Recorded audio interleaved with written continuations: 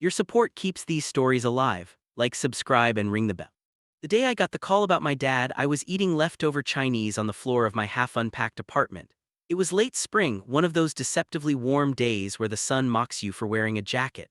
My phone lit up with a number I didn't recognize, and instinctively I knew, you don't forget the weight of that kind of call, it rearranges your molecules. He was gone just like that.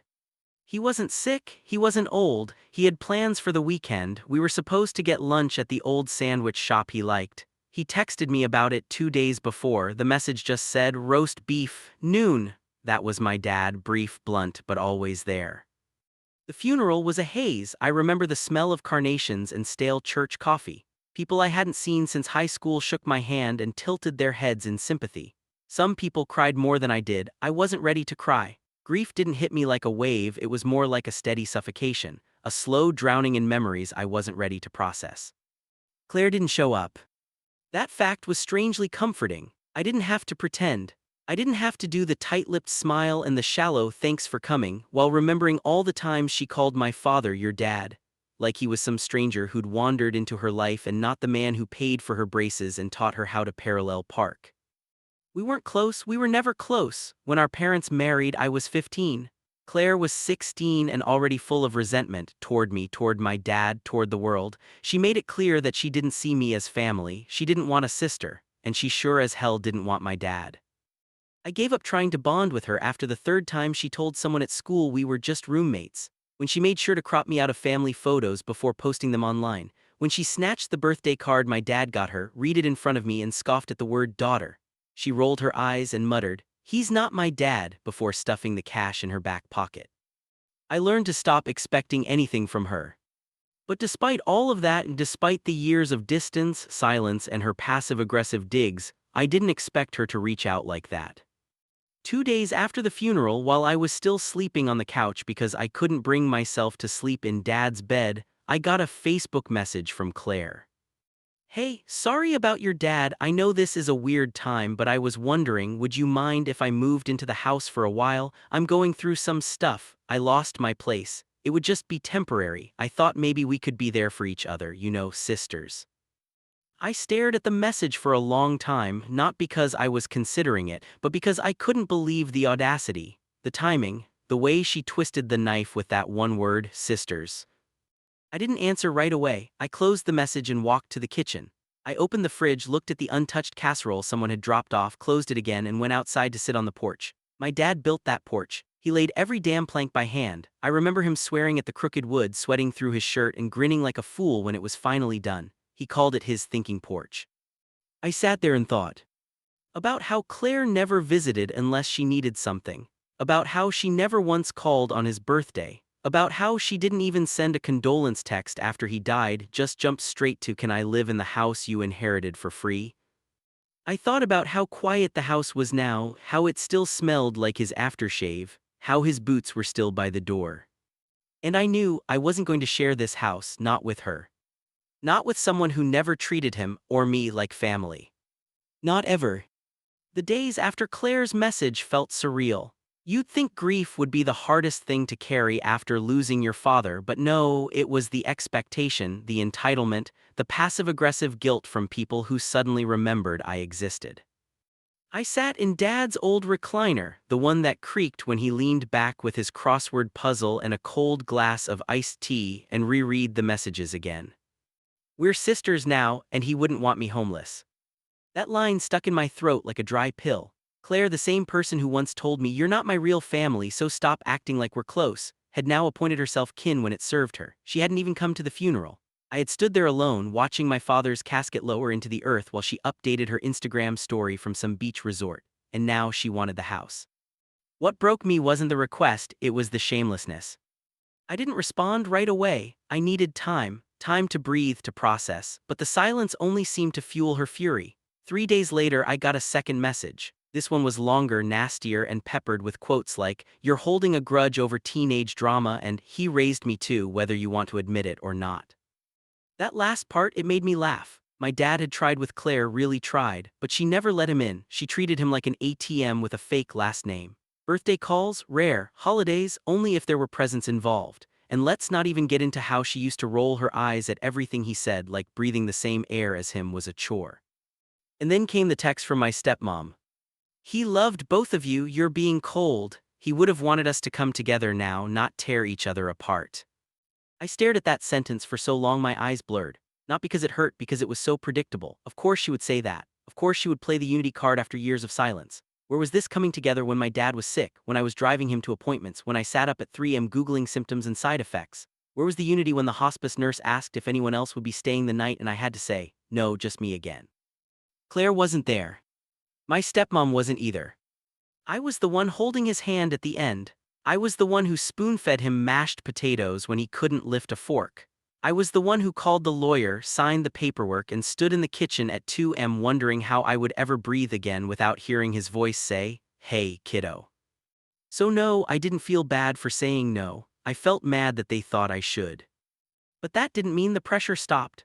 The phone rang constantly for a week. Calls from numbers I didn't recognize, DMs from Claire's friends, from mutual acquaintances who hadn't spoken to me in years, all of them echoing the same thing: she's struggling, just help her out for a bit. Or, she made mistakes but she's changed. Changed, maybe, but not into someone I owed a damn thing to. I knew what they were doing, trying to twist my grief into guilt, trying to make me believe that being a decent person meant letting go of boundaries and memories and everything that made my decision make sense. But I also knew something else: this house wasn't just walls and a roof. It was my sanctuary now. It was the last thing Dad gave me. It smelled like his cologne, it echoed with his voice, it creaked like it remembered his steps. And I wasn't about to let someone who only ever saw him as a resource reduce it to a charity stop. Still, something inside me started to twist, not regret, not confusion, just doubt. Because when people call you cold enough times, you start to feel frost in your own chest. And just like that, the house that once brought me peace started to feel like a battlefield. I didn't want to live in a war zone, not in my own house. But every knock at the door, every ding from my phone, every pause in conversation with a friend where they gave me that look, it all made me feel like I was the villain in someone else's story. The funny part, this house was supposed to be a fresh start. When Dad passed, I spent the first few weeks alone here. Not because I wanted isolation, but because grief is loud and people are even louder when they don't know how to handle it. So I stayed, in this house, rearranged furniture, donated boxes of his clothes. I left his favorite coffee mug in the cupboard and his flannel shirt on the back of the office chair because I wasn't ready. I was grieving Claire, she was ghosting. Now suddenly she's a lost soul at my door, and I'm the bad guy for not opening it.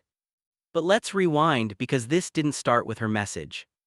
It started 2 months after the funeral. I got a call from my stepmom, who had been oddly quiet since the service. She called to check in, said she'd been thinking of me, said she hoped I was coping okay.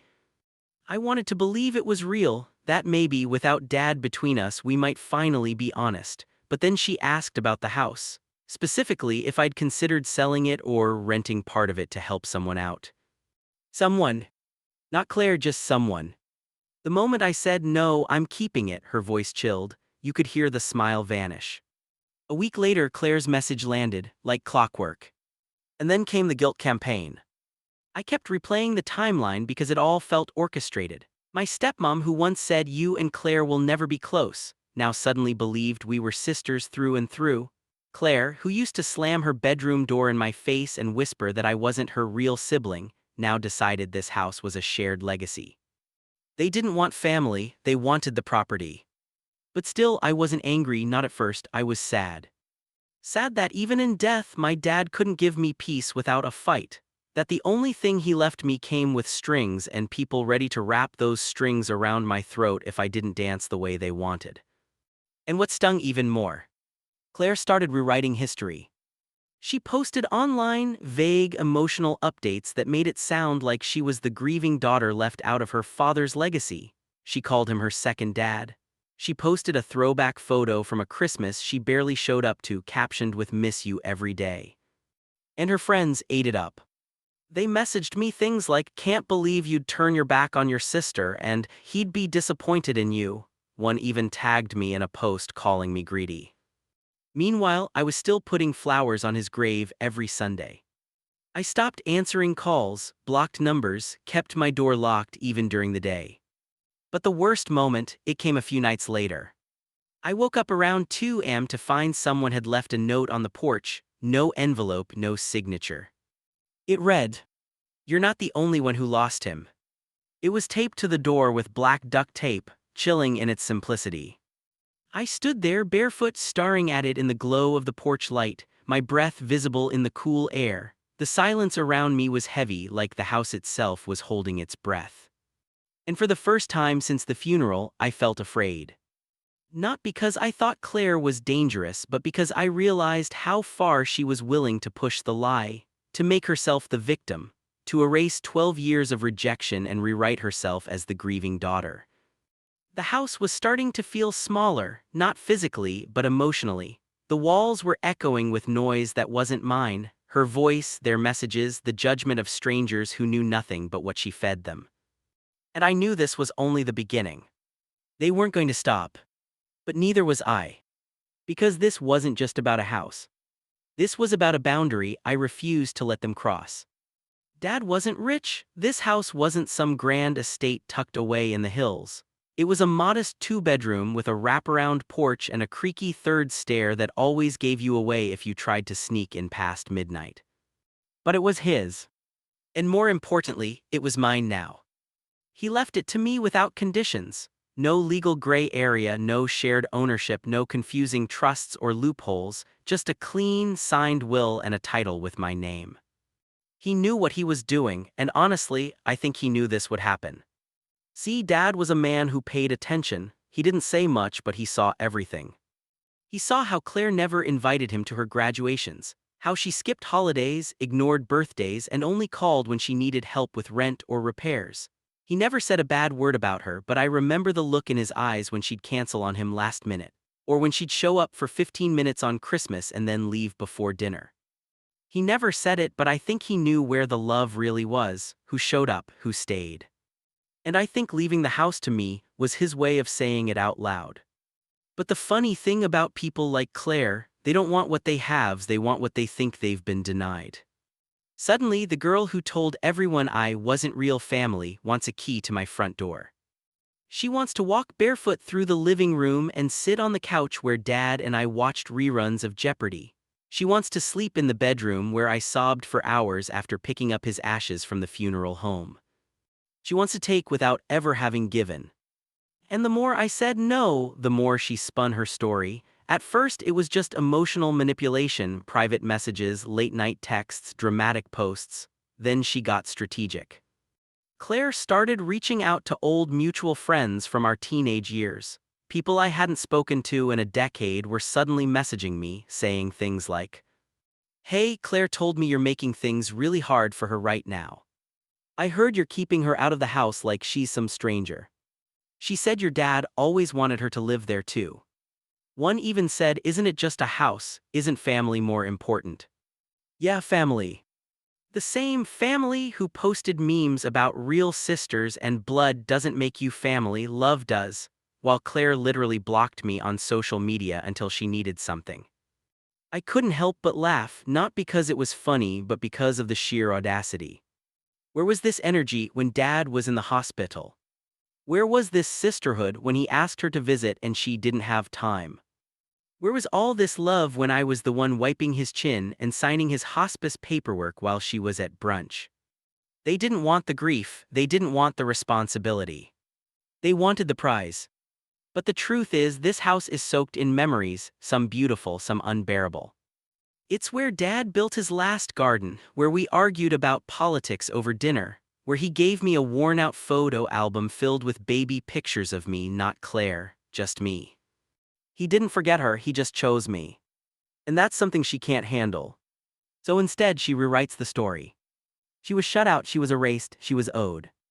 But the truth, she never wanted this house until it stopped being his and started being mine. It was just after 11 p.m. when I got the text. Not from Claire. From her mother. It popped up on my screen as I was curled up on the couch, half watching an old movie and half scrolling through Zillow listings, trying to pretend like the world was normal. The notification lit up my screen. "You need to reconsider, family is family." No hello, no how are you holding up, just straight to the point and straight to the guilt. I stared at those 4 words, trying to decide if I should reply or just let it fester in the unread pile. But something in me snapped. I needed to understand how she could say that after everything. This woman wasn't some evil stepmother. When she married my dad, I actually wanted us to be close.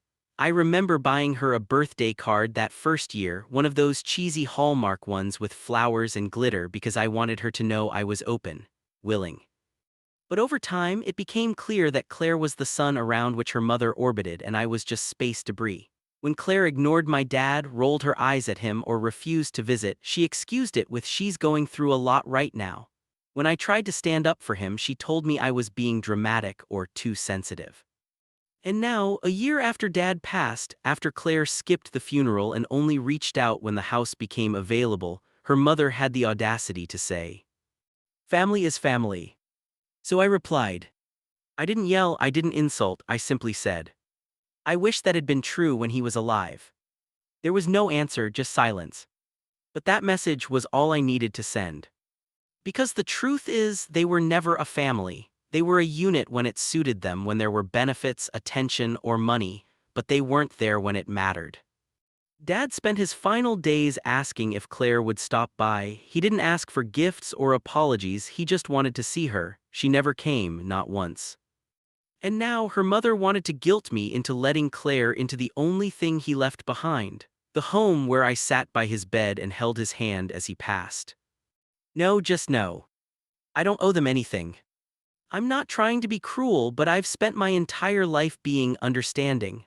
I let their comments slide. I swallowed the rejection. I made room for people who never made space for me. This isn't about the house, it's about boundaries. It's about not letting people gaslight me into forgetting how they treated him, or me. I've honored my father by protecting what he left me, not just the physical space but the truth of who we were to each other. And no amount of late-night texts or guilt-laced messages is going to make me forget that. There's a room in the house I haven't changed. It's the smallest one just off the hallway, barely large enough to hold a twin bed and a narrow desk. It used to be my dad's office, although office is a generous term. It was more like a museum of his life: fishing rods in the corner, an old guitar propped up against the wall, stacks of half-filled notebooks and dusty photo albums he never quite got around to organizing. After he passed, I couldn't bring myself to pack it all away. The rest of the house I've slowly made my own, changed the curtains, painted the kitchen, replaced the faded couch. But this room, it's untouched, preserved. Sometimes, when the world outside feels too loud, I go in there. I sit on the old creaky chair by the desk and just exist. It smells like him. Not strongly anymore, but faintly, a mix of aftershave and cedar and the particular warmth that comes from someone who truly lived in a space. That's where I was the night Claire showed up again. She didn't knock on the door, she messaged me. Just a simple text. "Can I talk to you? I'm outside." My first instinct was to ignore it. My second was to go to the window and peek, and sure enough, there she was sitting in her car, engine idling, headlights off. I didn't want to fight, I didn't want drama, but I also didn't want to live in fear of confrontation forever, so I opened the front door and stepped outside. She got out slowly, holding something in her hand. It was a photo. Us, from years ago when our parents had just gotten married. We were maybe 16, standing stiffly next to each other in matching bridesmaid dresses, pretending to smile. "I found this," she said, "thought you might want it." I took it quietly. Then she said, "I didn't come to fight, I guess I realized I never really knew him, and now it's too late."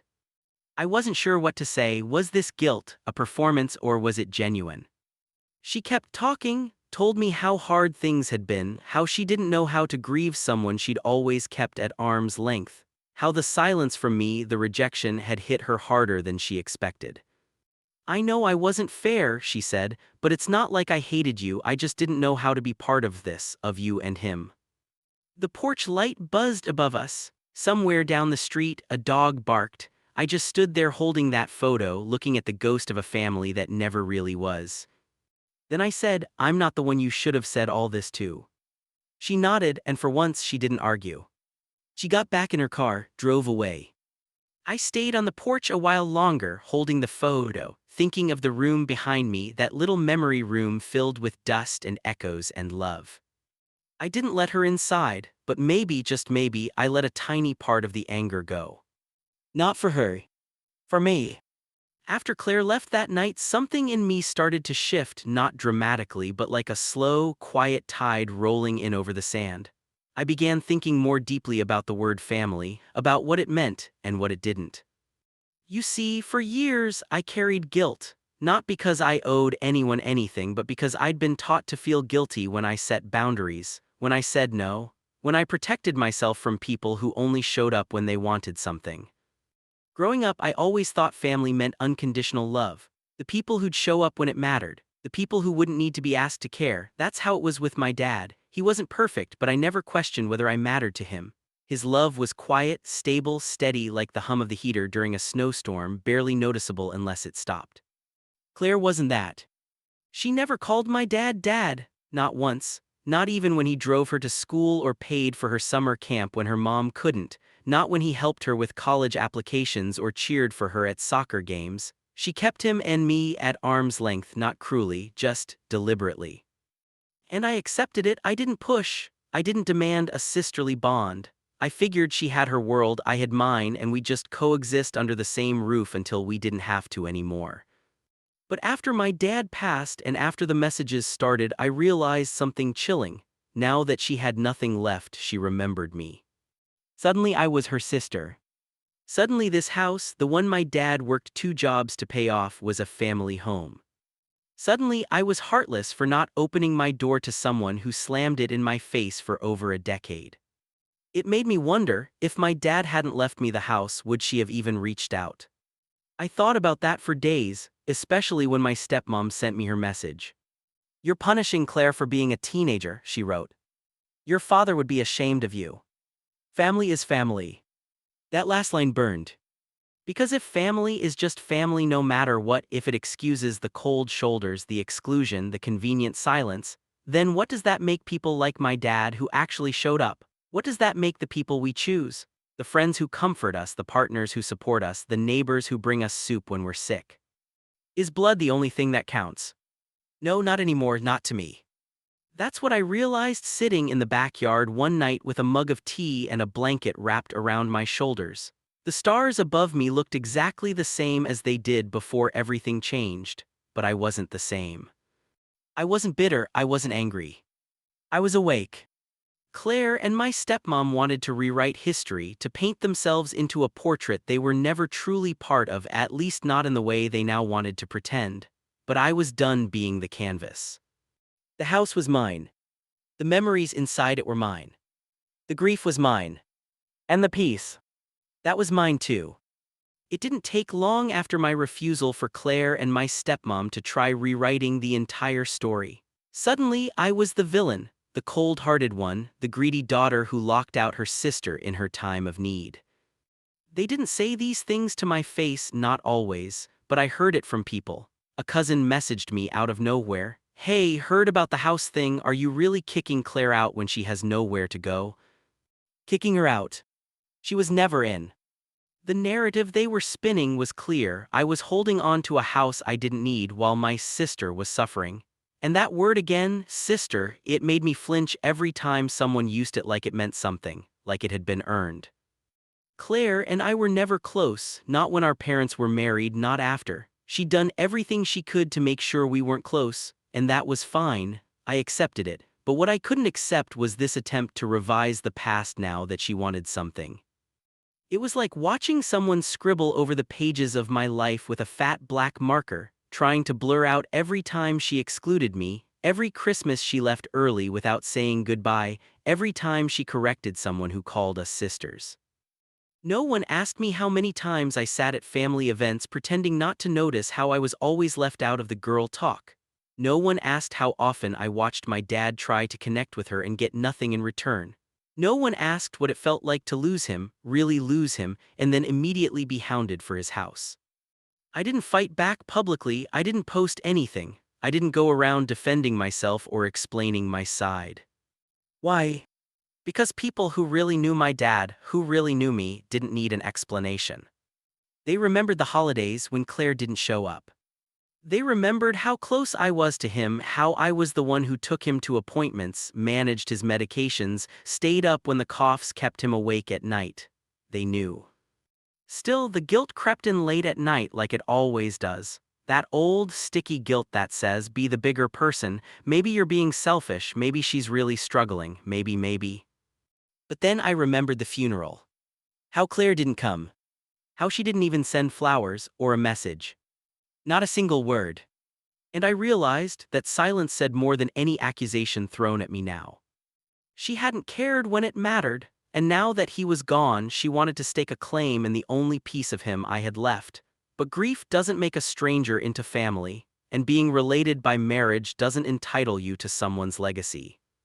I was tired of playing a part in someone else's fiction. They could rewrite all they wanted, but I knew the truth. And more importantly, so did my dad. The house was quiet now.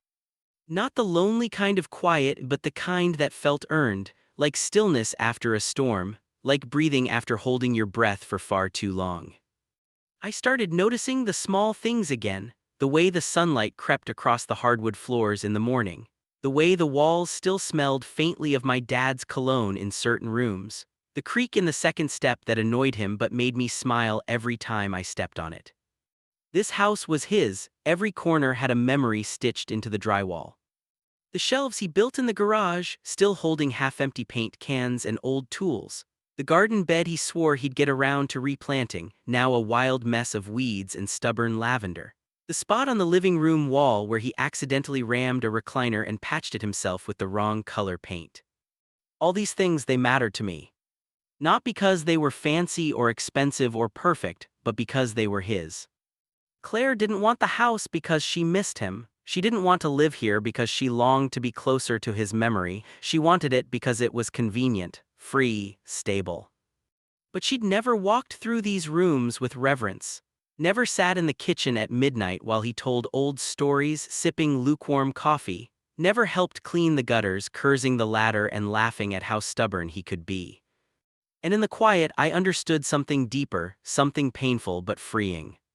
This house wasn't just a home. It was a final message. My dad knew Claire. He knew how she treated him. He knew how she treated me. He chose me not just with the paperwork, not just with the will, but with every little thing he left behind that only I could understand. He trusted me to protect this place and the memories in it. So no matter how much pressure Claire and my stepmom tried to apply, no matter how much they guilted or begged or painted me as the villain, I wasn't giving it up. Not because I was being petty. Not because I was trying to punish anyone. But because this was the last piece of him that I could touch, smell, live inside. A place where I still felt like his daughter. And I refused to let someone who didn't value him in life use him now in death. They could call me heartless. But I knew what love looked like. And it looked like this house. It didn't end with one message, or even 10. Claire kept coming back. Sometimes she'd text me pretending to be apologetic. I was just a kid, I didn't know better, can't we start over? Other times it was rage, you're selfish, Dad would be ashamed of you, you're lucky anyone wants to live with you at all. And then came the phone calls from my stepmom, always layered in guilt dressed up as morality. He raised you both, she'd say, you're like sisters. But no, we were. Claire and I were raised in the same house, sure. But we lived in different worlds, one where love was conditional, cold, transactional, one where you only reached out when you needed something. She never called my dad dad, not once, even after he helped her through school, even after he co-signed her car loan, even after he sat by her hospital bed when she broke her ankle and her real dad didn't even bother to show up. She told people at school we weren't real family, she skipped his birthday, she forgot Father's Day, she didn't show up for his funeral. But now she wanted his house, my house. I started to realize this wasn't about grief, this was about ownership. Claire saw the house as a prize, a free space, a loophole in life. But to me, it was never about the walls, it was what those walls held. It was my father's Sunday morning humming in the kitchen. It was his clumsy singing in the garage. It was him fixing the broken mailbox and swearing under his breath because he refused to pay anyone else to do it. It was movie nights and burned popcorn, and the blanket he always stole off my lap when he got cold. So no, I wasn't going to let her move in. Not even for a few months. Not even for a week. Because I'd spent years being polite, years letting people walk in and out of my peace like they were entitled to it. But this was mine. And the front door would stay locked. Not because I hated her, but because I finally loved myself enough to protect the things that loved me back.